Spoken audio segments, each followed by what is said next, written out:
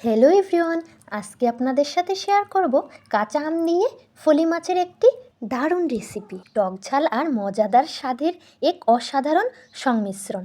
ভিডিওটি শেষ পর্যন্ত দেখার অনুরোধ রইল, কারণ শেষে আমি একটি ছোট টিপস শেয়ার করব। আসসালামু আলাইকুম বন্ধুরা, আজকে আমি খুব সহজভাবে গ্রামীণ স্টাইলে এই রেসিপিটা বানাবো, কিন্তু স্বাদ হবে অসাধারণ। প্রথমে আমি ফলি মাছগুলোকে কেটে ধুয়ে পরিষ্কার করে নেব। মাছ যত বেশি ধোয়া হবে তত কিন্তু মাছের স্বাদটা বেড়ে যাবে। তো এই পর্যায়ে আমি দিয়ে দেব লবণ, হলুদের গুঁড়ো, মরিচের গুঁড়ো দিয়ে আমি মেখে রেখে দেব 15 মিনিটের মতো। এখন আমি মশলা বেটে নেব। পেঁয়াজ, রসুন, জিরে, সরিষা, কাঁচামরিচ। তো আগে আমি সরিষাটাকে বেটে নেব। কাঁচামরিচ আর রসুন আর লবণ দিয়ে বেটে আলাদা রেখে দেব। তারপর আমি পেঁয়াজ আর রসুনটা বেটে নিয়েছি। এ পর্যায়ে আমি চুলায় একটি কড়াই বসিয়ে দিয়েছি। কড়াইটা তেল দিয়ে গরম হলে আমি দিয়ে দেব একে একে মাছগুলো দিয়ে খুব সুন্দর করে এপিট ওপিট করে লাল লাল করে ভেজে নেব। বন্ধুরা, যারা এই পর্যায়ে এসে গেছেন, প্লিজ লাইক দিতে ভুলে গিয়ে থাকলে একটি লাইক দিয়ে দেবেন। তো বন্ধুরা, আমার কিন্তু মাছগুলো ভাজা হয়ে গেছে।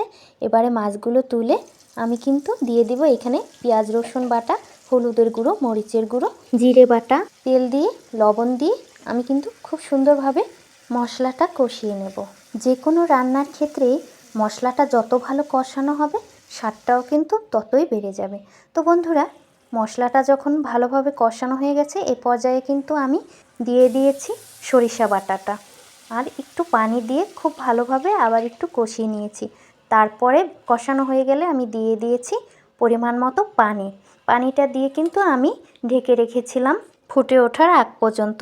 পানিটা ফুটে উঠলে আমি দিয়ে দেব একে একে করে মাছগুলো। মাছ দিয়ে 1 মিনিট জাল করার পরে দিয়ে দেব কেটে রাখা আমগুলো। এখানে আমি একটা আম দিয়েছি, আপনারা চাইলে কম বেশি করে দিয়ে নিতে পারেন। আমটা দিয়ে আমি 3 থেকে 4 মিনিটের মতো ঢেকে রান্না করেছি। তারপরে আমি দিয়ে দিয়েছি ধনিয়া পাতা কুচি। ঝোলটা ধীরে ধীরে ঘন হয়ে এসেছে। এখন চাইলে আপনি কাঁচামরিচ দিয়ে দিতে পারেন, এতে স্বাদটা বেড়ে যাবে। ধনিয়া পাতাটা দিয়ে আমি 1 মিনিট পরে আমি নামিয়ে ফেলেছি। দেখতেই পাচ্ছেন কি সুন্দর কালার এসেছে।